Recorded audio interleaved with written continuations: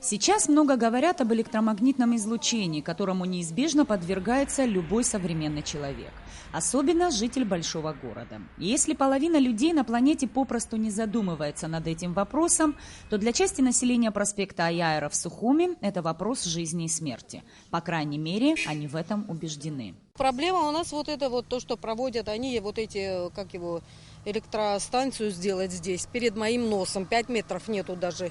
И как я здесь жить буду, я не могу понять. У меня и дети, и внуки, и все, и у всех дети, и внуки.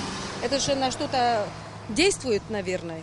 Во-первых. Во-вторых, он будет гудеть, как я там буду жить. Наверное, там гостиницы строятся, им не хватает этот свет. Наверное, они и делают. Дай бог, пусть делают, но пусть у себя делают. Зачем? Как говорят жители, подстанция появилась здесь уже после войны, проработала совсем недолго. Энергетический объект возвели на месте бывшего магазина и обувной мастерской. И тогда, и сейчас мнение людей никто не учитывал. Против этого, чтобы они здесь не поставили, и все. И убрали весь мусор, то, что они сделали. Мы обращались, мы по-соседски ходим, обращаемся, но никто не обращает на нас внимания вообще. Что вам говорят? Нет, обращаюсь. Ничего и не говорят. Да, сделаем, и все, обещание. За комментариями мы обратились в СОЭС, а заодно и спросили, как влияет электромагнитное излучение на организм человека. Глава управления Тимур Джинджолия пояснил, никакой опасности нет.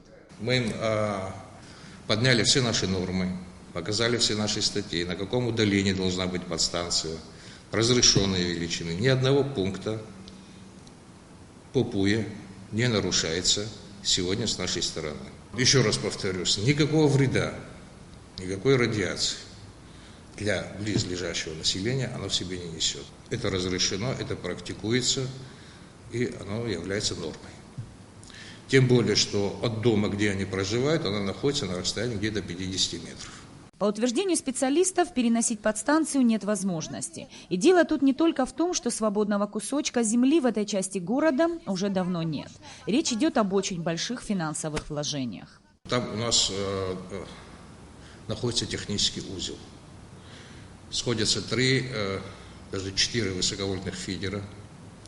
Из-за того, что там распред подстанция у нас была в неисправном состоянии, реконструкцию с установкой нового оборудования, современного оборудования с вакуумными выключателями была заложена в инвестпрограмму по развитию энергетики города Сухум. Соответствующее оборудование уже получено, оно находится на нашей базе. Идут строительные работы фундамента, это для строительства фундамента и цокольной части, для того, чтобы смонтировать и установить там оборудование. Коллективное заявление жители направили городским властям, которые, в свою очередь, адресовали его в Энергонадзор. И теперь специалистам этого предприятия предстоит ответить на вопрос, быть или не быть здесь подстанции. Ну а пока жители вынуждены приводить близлежащую территорию в порядок, в частности, водосточную яму, в которую строители накидали мусор. Нисфарш Басаида Гухава, Абхазское телевидение.